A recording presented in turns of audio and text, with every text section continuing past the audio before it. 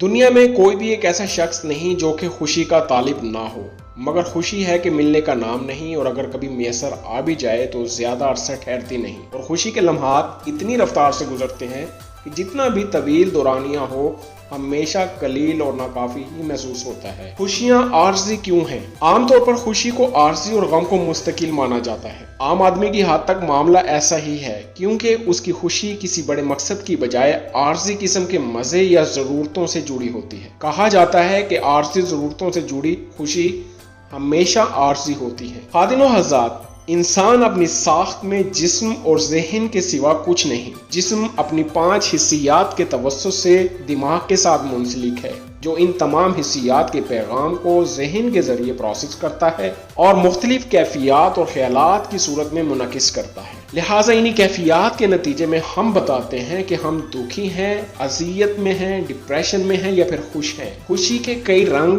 اور کئی سطحیں ہوتی ہیں جن کا تعلق ذہنی حالت سے ہوتا ہے۔ ناخوشی کی سب سے بڑی وجہ نمبر 1، سوچنے، غور و فکر کرنے اور فیصلہ سازی پر گتکن۔ اگر بچپن میں سوچنے کی، غور و فکر کرنے کی اور فیصلہ سازی کی تربیت نہ ملے تو فرد کا ذہن جمود کا شکار ہوتا ہے۔ وہ نئی تبدیلیوں کو قبول کرنے سے نہ صرف گھبراتا ہے بلکہ اپنی اولاد کو بھی اپنے جیسی محدود اور ٹھہری ہوئی زندگی جینے پر مجبور کرتا ہے۔ وہ اظہار کا بے ساختہ پن کھو بیٹھتا ہے۔ اس کی زندگی کوہلو کے بیل کسی ہوتی ہے۔ رجت پسندی اس کے مجاز کا حصہ بن جاتی ہے اور وہ تبدیلی کی بجائے اپنی ذات کے تحفظ اور تصوراتی سنہرے ماضی کو واپس لانے کے لیے کسی گروہ یا تنظیم کا حصہ بن کر کے کسی نامعلوم اور خطرناک ایجنڈے کی تکمیل میں اعلی کار بنتا ہے۔ اسے نئے انکشافات، تحقیقات، فنون اور ہنرمندیوں سے الجھن ہوتی ہے، کیونکہ یہ سب اس کے بنے بنائے خیالات کو مسلسل چیلنج کرتے ہیں۔ وہ اکثر اپنے انتہائی محدود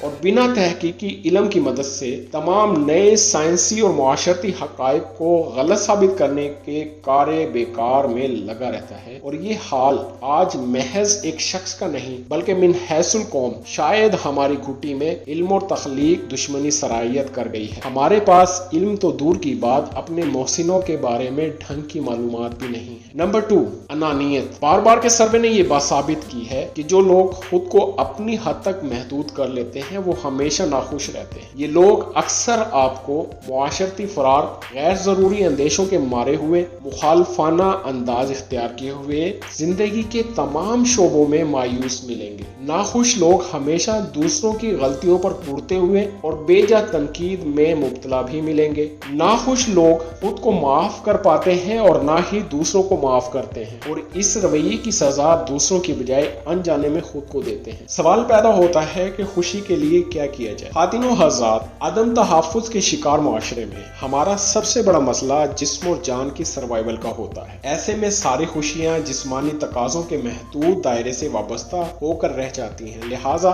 ذہن کہ جس کا کام کائنات میں تخلیقی امکانات کی تلاش ہے، جسم کے چھوٹے چھوٹے تقاضوں میں الجھ کر رہ جاتا ہے۔ ایسے میں پائیدار خوشی کہاں سے آئے؟ یہ تو تبھی ممکن ہوگا جب ذہن جسمانی تقاضوں سے فارغ ہو کر کے خود اپنی جانب متوجہ ہو۔ ہمارا المیہ یہ ہے کہ ہم نے ذہن کے طاقتور جن کو بدن کی معمولی ضرورتوں کا غلام بنا رکھا۔ یاد رکھیے، جب تک ذہن آزاد نہیں ہوگا وہ خود پر توجہ نہیں دے پائے، اور ذہن کو جسم کے تقاضوں کی تکمیل تک محدود کر لینا ایسا ہی ہے جیسے کسی بہت بڑی کرین کے ذریعے 5-10 کلو کا وزن اٹھوانا یا کسی بے انت خزانے سے چند ہزار کی رقم خرچ کر لیں۔ کون سے لوگ دائمی خوشی حاصل کر پاتے ہیں؟ خواتین و حضرات، خوشیوں سے پر لوگ عام طور پر سوشل، لچکدار اور تخلیقی ہوتے ہیں۔ ان میں دوسروں سے محبت کرنے اور دوسروں کو معاف کر دینے کے جذبات عام لوگوں کی نسبت بہت زیادہ ہوتے ہیں۔ وہ معاشرے سے کچھ لینے کی توقع کی بجائے دوسروں میں بانٹنے کا ہنر جانتے ہیں اور دل و جان سے اس پر عمل بھی کرتے ہیں۔ کہتے ہیں کہ جو لطف دینے میں ہے وہ لینے میں نہیں، اور بھکاری ہونا تو نری ذلت ہے۔ قابل غور بات یہ ہے کہ ہر تخلیقی ذہن دنیا کو بدلتا ہے اور اپنے ہم جنسوں میں علم اور آسانیاں تقسیم کرتا ہے۔ وہ لیتا کم اور دیتا زیادہ ہے۔ سچ تو یہ ہے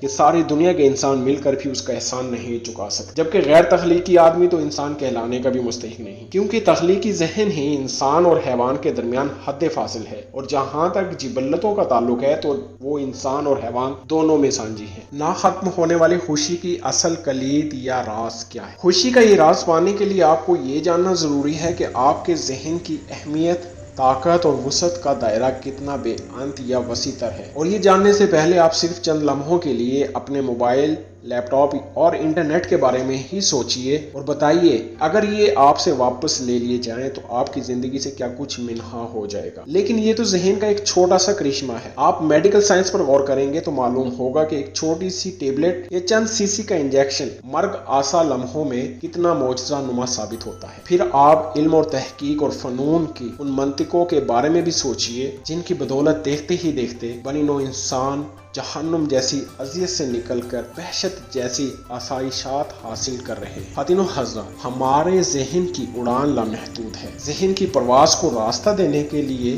بڑے حوصلے کی ضرورت ہوتی ہے، کیونکہ کوئی بھی نیا انکشاف علم، ایجاد، زندگی کے جمعے سماجی نقشے میں بہت جال لاتا ہے، جس کو سہنے کی ہمت ایک تخلیقی ذہن ہی جان پاتا ہے۔ کیونکہ کوئی بھی تخلیق عقل، جذبے اور عمل کا اعلیٰ ترین سنجوگ مانگ۔ اس عمل میں جذبہ طاقتور انجن اور عقل آنکھوں کا کام کرتی ہے۔ تخلیقی عمل سے زیادہ اعلیٰ پائے کی مصروفیت ممکن ہی نہیں۔ یہ نہ صرف انسان کو بہت سی روٹین کے جھنجھٹوں سے مکت کرتی ہے بلکہ اس پر ایک سرشاری کی کیفیت بھی طاری کر دیتی ہے۔ اس پر ہمہ وقت کچھ نیا کرنے کی دھن سوار رہتی ہے۔ مسلسل سوچنے اور ذہن کو ایک جگہ پر مرتکز کرنے کے نتیجے میں اس کی ذات میں وجدان کی صلاحیت بیدار ہو جاتی ہے۔ دھیان رہے کہ وجدان کوئی مافوق الفطرت مظہر ہرگز نہیں ہے۔ آپ کسی بھی معاملے کو مکمل انہماک اور جذبے کے ساتھ سوچنا شروع کریں، آپ کو بھی وجدان کا تجربہ ہو جائے گا۔ اس کے علاوہ کسی بھی معاملے پر مسلسل غور و فکر سے بھی انسان میں فکری گہرائی اور وسعت پیدا ہوتی ہے، جبکہ چھوٹے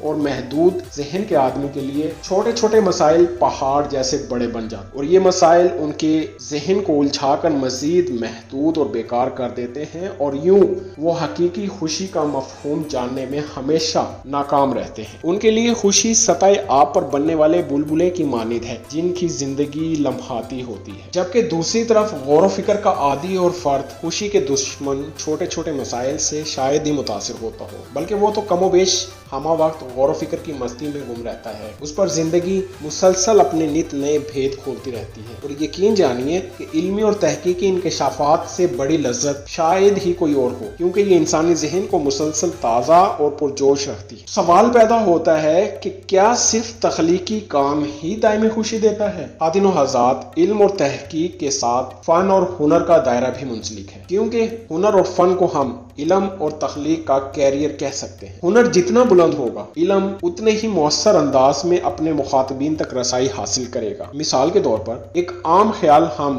عام گفتگو کے ذریعے بیان کرتے ہیں، اگر اسے شاعری میں ڈھال دیا جائے تو اس کا اثر مزید بڑھ جاتا ہے، اور اگر شاعری کو موسیقی کا کاندھا نصیب ہو جائے تو اس کی تاثیر پہلے سے کہیں زیادہ ہو جاتی، اور اگر اس خیال کو موسیقی کے ساتھ دلکش دھن میں ڈھال کر کے کسی ڈرامے یا فلم کا حصہ بنا دیا جائے تو آپ خود سوچ لیجئے کہ ایک سادہ سے خیال کی اثر انگیزی کا عالم کیا ہوگا۔ آپ بخوبی جانتے ہیں کہ محض ایک اچھی پینٹنگ، ایک عمدہ شعر اور ایک مدھر گیت ہمیں کسی اور ہی جہاں میں لے جاتا ہے، اور تھکا ہوا بیزار ذہن پھر سے تازہ تن ہو جائے۔ خواتین و حضرات، اس تمام گفتگو کو اگر پوائنٹ میں سمیٹا جائے تو وہ 2 پوائنٹ میں سماپت کیا جا سکتا ہے۔ Number 1 point, train your mind. خوش رہنے کا ماہر بننے کے لیے آپ کو اپنے لاشعوری ذہن کو تربیت کرنا ہے، جس کے لیے آپ کو روزانہ چند منٹوں تک اپنے ذہن کو تمام خیالات سے آزاد کرنا ہے، تبھی آپ کا مائنڈ نئے نئے آئیڈیاز تخلیق کرنے کے قابل بن سکے، کیونکہ زندگی روز نئے انکشافات، علم، ایجاد اور دریافت کے عمل سے ہی آگے بڑھتی ہے، نکھرتی ہے اور پھر سنورتی ہے، اور یہ عمل ذہن کی آزادی کے بغیر ناممکن ہے۔ جب ذہن تخلیق کی وسیع تر اور بے انت کائنات میں داخل ہوگا تب ہی ہماری نہ ختم ہونے والی خوشیوں کا سفر شروع ہوگا۔ Point number 2،